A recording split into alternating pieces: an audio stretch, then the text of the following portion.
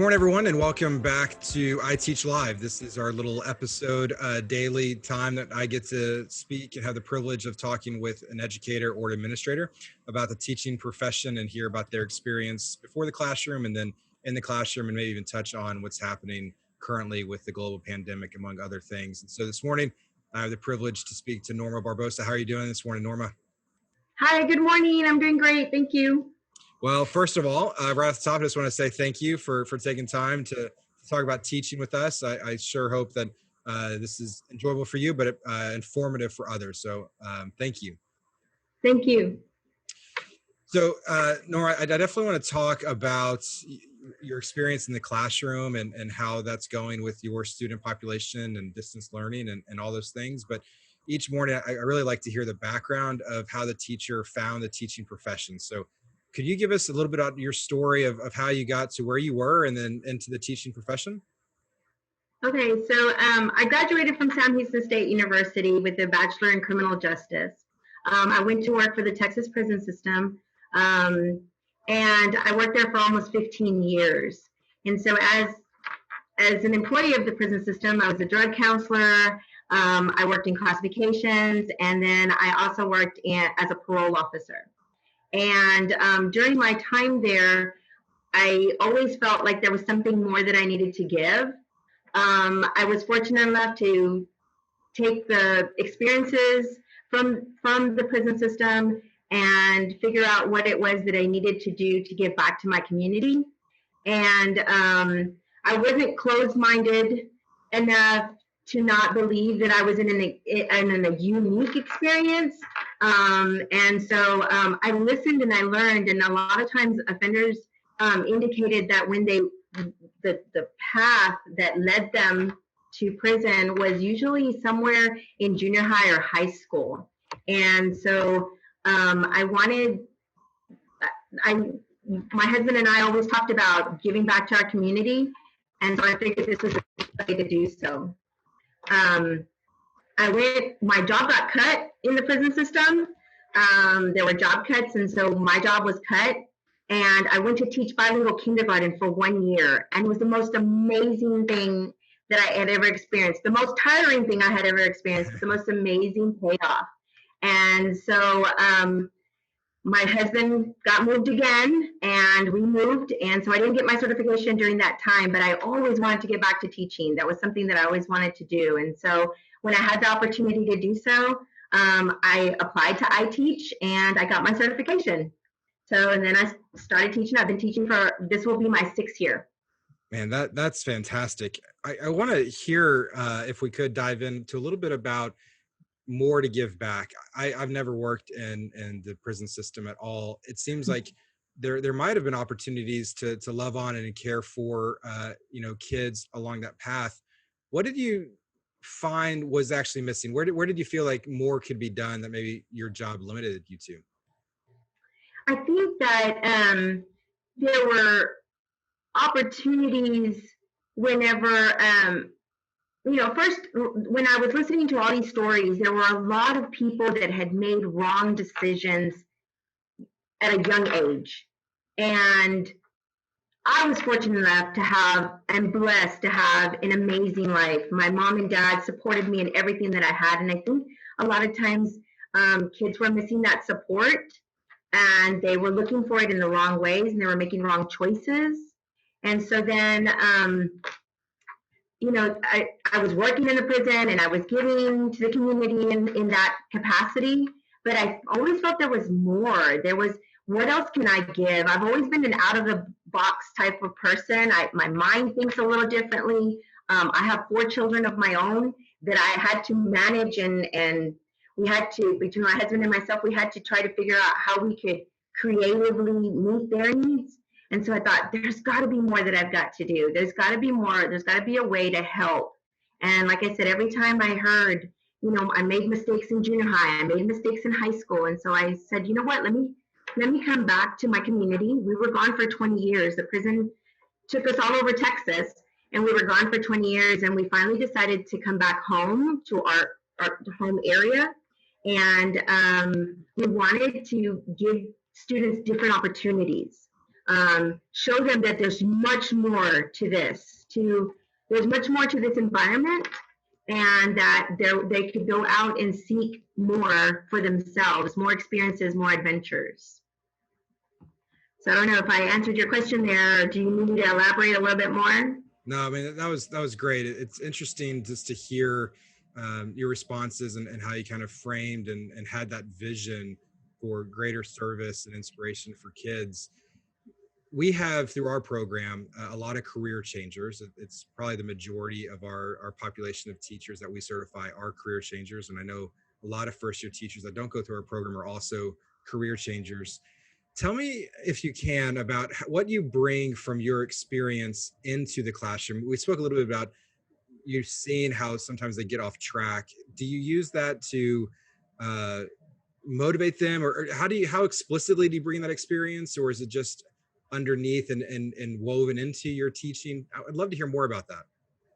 So one of the things that I think that I bring, or two of the things actually that I always walk in at when I'm going to set up the classroom for the year, I try to make sure that the prison system and that environment is very structured, and you need to clearly define the expectations. And so that's the idea that I have every year when I come into the classroom is what is the structure that I need to provide? What is the management of the classroom that I need to have prior to the start of school?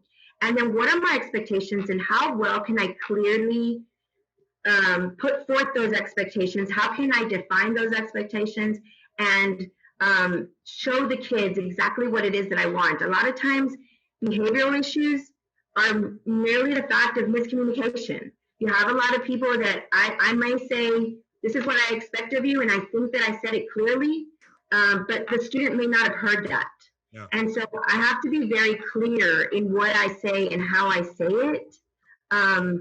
And I try to do that every day. And sometimes I miss the mark. Sometimes I'm not there. And so I've got to come back and be humble enough to say, hey, what was it on my part that I failed to do? Or what do I need to do to create this positive learning environment for these students?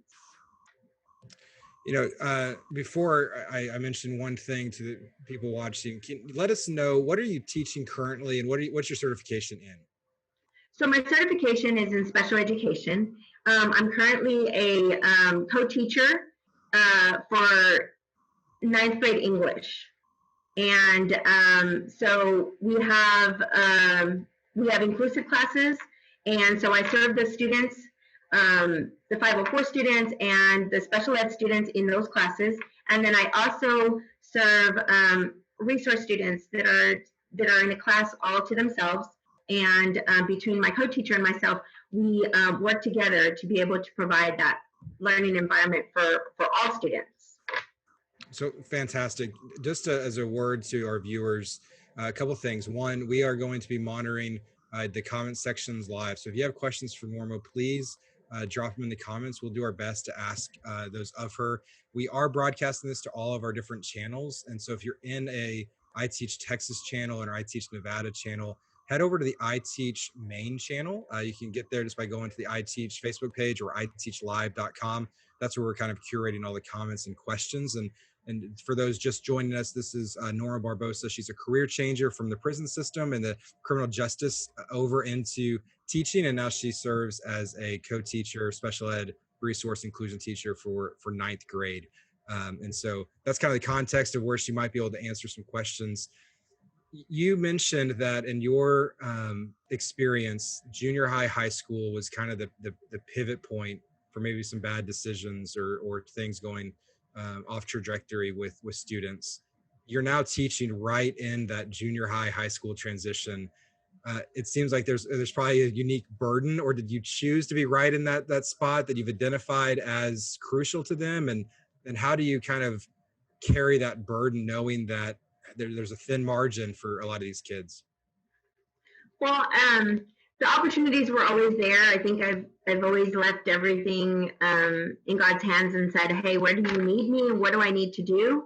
And so I was teaching in East Texas. We lived in East Texas whenever I started with iteach and I started teaching. And there was a junior high job there, and it was a little tiny 2-day school. And I tried to do whatever it was that they needed me to do, because I wore many hats there. And when I was teaching in junior high, I realized that they were still trying to figure themselves out, and they didn't have such an attitude yet, and they were positive about life still. And so I loved it. Moving, like I said, we moved all over Texas, and we decided that it was time to come home after 20 years to give back again. And so when we came back, I now live in the tip of the hill country in Uvalde, Texas. And so there was an opportunity here to come and teach at the high school. And so I jumped at that opportunity, and it's been a great thing ever since. But I think that looking at those, looking at students sometimes, and it's just those little things, it's just those little choices that they're making that could lead to something big. And if my first thing is always trying to connect with them. What are they about? What's going on in their lives? Sometimes kids come to school and school's not their first priority. It's eating and taking care of family. And so I try to meet them where they're at and find out what it is that I can do. I think when they see what I bring to the table, and they realize, and right away, as soon as I tell them my background, they stand back and get a little nervous. But I think I earned a little bit of their respect when they realize that I worked in the prison system. And I always tell them, we were taught to read people. We were taught to figure out what's going on and meet the needs where they're at. And I do that with the students too. I try to make sure that I meet them where they're at. Sometimes they're having bad days, and sometimes it's not a learning experience, but more of a motivation just to continue in whatever it is that they're facing. You kind of alluded to this, but I'd love to maybe pull a little bit more out of it. Is how do you feel building relationships with your students impacts classroom management? I think if they see what I try to, like I said, I try to figure out where they're at and what they need, and every kid is different. And so one of the things that I try to do is try to show them my value. So then in turn, they'll open that door so that then they'll let me teach them about their value. And so some of these kids, they're just, they've just never seen somebody care about them. Yeah. Some of them have amazing families, and they just need that little push. And so it's just trying to figure out what that kid needs at the time. And I try to let them see, hey, look at all the things I've had an adventurous life. We lived on the prison system. I mean, we lived there on the prison grounds. And so to tell them that, and they look at you and they're like, weren't you scared, when you walked in every day? And I'd say, yes, every day was a learning experience, but I was always scared. If you're not scared, it's a little different for you. But I walked in, and when I tell them some of those stories, and I tell them the adventures that we've had as a family, I think the kids buy in. And once they buy in, then they're ready to let you into their lives and try to figure out how you can make a difference for them. They're always searching for answers. They're always searching for guidance. Even those students that are on track, and even those students that are that have all the support in the world from their families, they're still looking for those experiences and adventures. Yeah, from what I just heard, if I could repeat it back, it sounds like you prioritize some transparency of your life to kind of open them up first. So you're modeling for them shared experiences with the hope and expectation that they can share those back to you. And I think when they share them back to any teacher, the relationship begins there, but it also empowers them to kind of own their story and invite someone else into and cultivate where they're going to go from there. And so I think it's a big responsibility, and it's big on you to first make that step to show them what it's like to share stories of personal interest that's helpful to them, and kind of sets the stage that they feel, oh, Miss Barbosa shared with me, I can share back, and right there you're kind of laying the foundation for trust. We had a question on Facebook, and I'm going to paraphrase it a little bit, but I've heard it said, and I've certainly seen it in people close to my life, that the trajectory of life changes a degree at a time, right? It's rarely a 90-degree turn. It takes a lot of small decisions that add up. You find yourself in a place you didn't really intend to be. I know from your background, you want to cultivate and raise expectations for these students to never make those small bad decisions. Have you had to enter into those lives more directly, where you need to correct or maybe shape more actively some decisions being made, or do you not approach that? How do you enter into that space? Um, Sometimes very cautiously. I always remind myself I am not the student's parent. I am their teacher, and I can give them some guidance. But I try to make sure that the kids, they understand that there's a bigger picture. Yeah. There's so much more to this world. There's so much more that you can experience, and whatever's going on in this in high school or in your environment in your town, there's so much more to the world. And I think when you open when you open their eyes up to that, I think that they see it. And I've only been teaching for 6 years, and I've only been here in Uvalde for a year, and so I haven't seen that yet. I haven't experienced the whole picture yet. I haven't seen from because they're freshmen. I also work with the seniors a little bit, but so I haven't seen that yet. But I know that there's been some kids just from simple things of finishing their assignments, Right.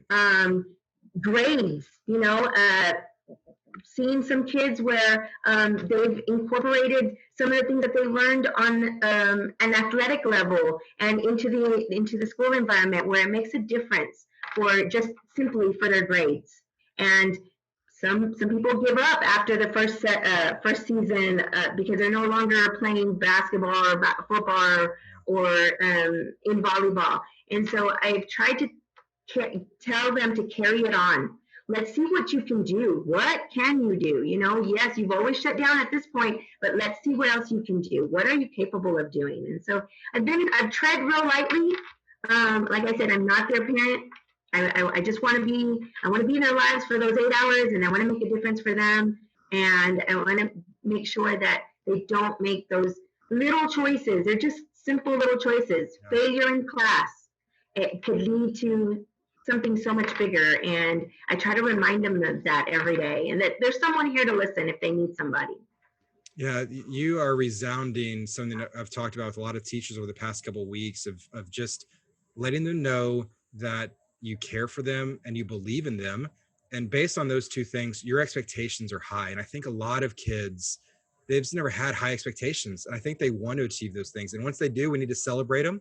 But raising their gaze a little bit and raising that bar, I think that they want to achieve it, and knowing that you're there, that parents, they have a support system, that we're going to advocate for you to reach these really high standards and expectations we have on you, I think is a good thing. I think they want to perform, and they want someone to believe in them. And so sometimes teaching is just advocacy that they can do it.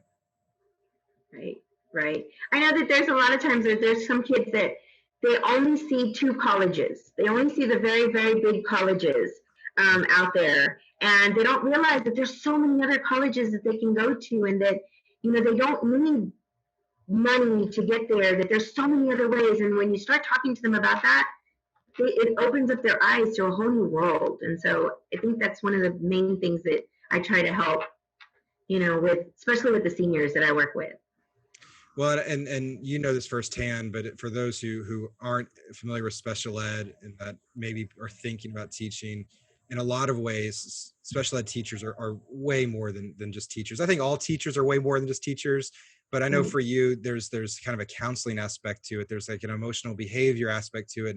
And so you're working a lot to come around these students to ultimately impact learning, but at the same time, prepare them for the next year of life and how to interact socially. I mean, you have a massive responsibility. I'm sure you feel it, but I'm grateful Yes. that you chose to take that on.